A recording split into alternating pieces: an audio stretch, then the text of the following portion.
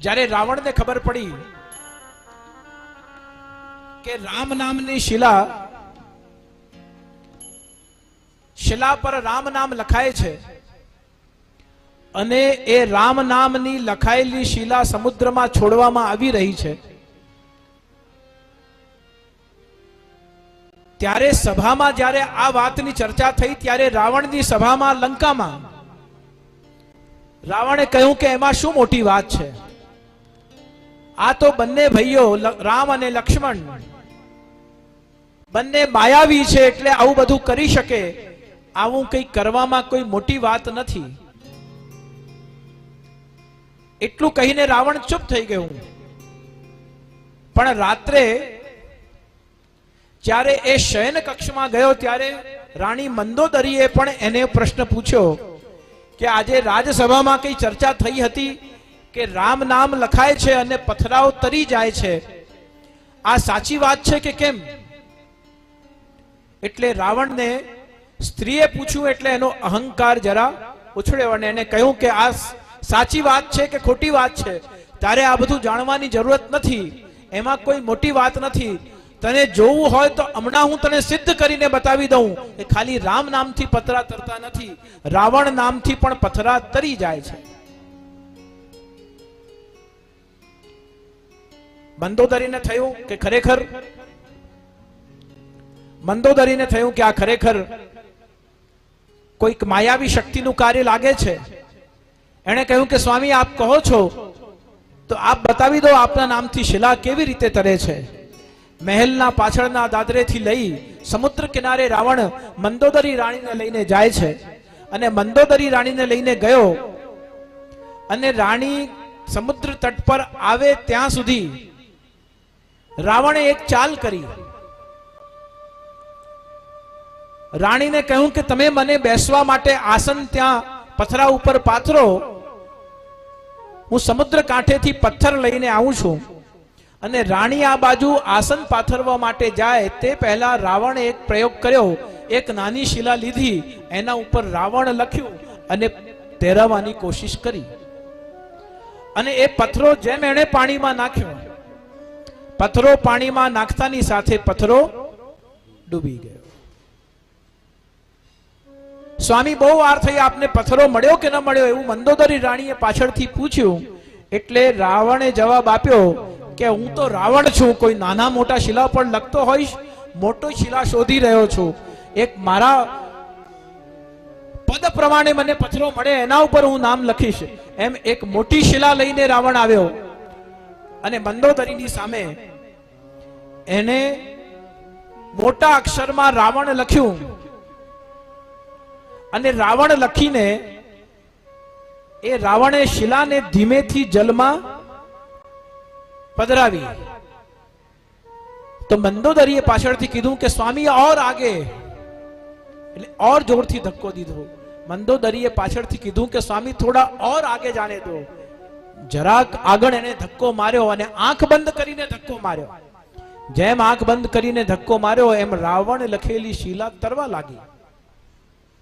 આ તરતા જોઈને મંદોદરીના મનમાં થઈ ગયું કે હો ન હો આ બધી રામની માયાવી શક્તિ છે.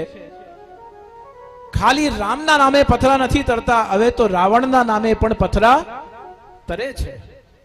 બીજા દિવસે સભા મંડપમાં રાવણ આવવાની તૈયારી હતી ને જેમ રાવણે સભામાં પ્રવેશ કર્યો, સભામાં પ્રવેશ કરી રાવણે પોતાના સિંહાસનને ગ્રહણ કર્યું. સિંહાસન પર બેસતાની સાથે મંદોદરીએ કહ્યું કે આજે એના સ્વાગતમાં જે પ્રશંસામાં શબ્દ બોલવાના છે એ સ્વાગત અભ્યર્થના હું કરીશ. અને મંદોદરીએ ઉપર ઝરોખામાંથી બેઠા બેઠા કહ્યું કે હવે લંકાના વાસીઓએ રામના નામે પથરા તરી રહ્યા છે, એનાથી ભયભીત થવાની જરૂરત નથી. હવે રાવણના નામે પણ પથરા તરે છે એ વાતની રાત્રે મને પોતાને ખાતરી થઈ ગઈ છે અને હું એની આઈ વિટનેસ છું. મને સાક્ષી છે કે રાવણના નામે પણ પથરા તરે છે. આ બાજુથી રાવણ આમ ઇશારો કરે કે ન બોલીશ, ન બોલીશ, ન બોલીશ, પણ મંદોદરી રાણી તો આવું બધું બોલી ગયા. મંદોદરી રાણી આવે બોલ્યું એટલે રાવણે એનો જવાબ તો ન આપ્યો. તરત બીજા મંત્રીઓને કહીને રાજ કાર્ય શરૂ કરાવ્યું, પ્રારંભ કરાવ્યો. રાત્રે મહેલમાં જઈને અને રાવણે સ્વયં કેવલ મંદોદરી રાણીને કોઈ પણ સહચરી વગર આવવાનું કીધું. અને મહેલમાં જતાની સાથે રાણી જેવી રીતે અંદર આવી એમ એના ઉપર ભયંકર ક્રોધિત થયો.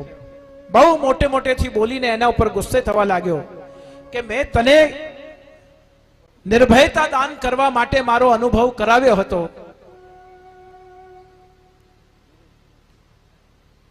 તારે આ સમાજની વચ્ચે બોલવાની જરૂરત ક્યાં હતી? કે સ્વામી, મેં જે રાત્રે જોયું તે હું બોલી છું, પણ બોલતા પહેલા મને પૂછવું તો હતું કે આવું બોલાય કે ન બોલાય. શા માટે પૂછ્યા વગર બોલી?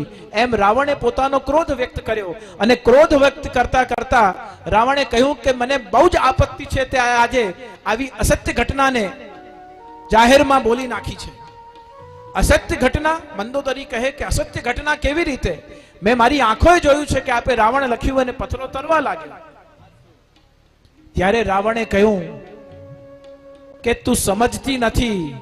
મેં જ્યારે આટલી મોટી શિલા ઉપર રાવણ નામ લખ્યું અને એ શિલાને જ્યારે મેં જલમાં તરવા માટે મૂકી ત્યારે આંખ બંધ કરીને મેં શિલાને કહ્યું હતું કે તું હે શિલા દેવી, તું તરી જજે, તને રામના સમ છે, તને રામના સમ છે, તરી જજે.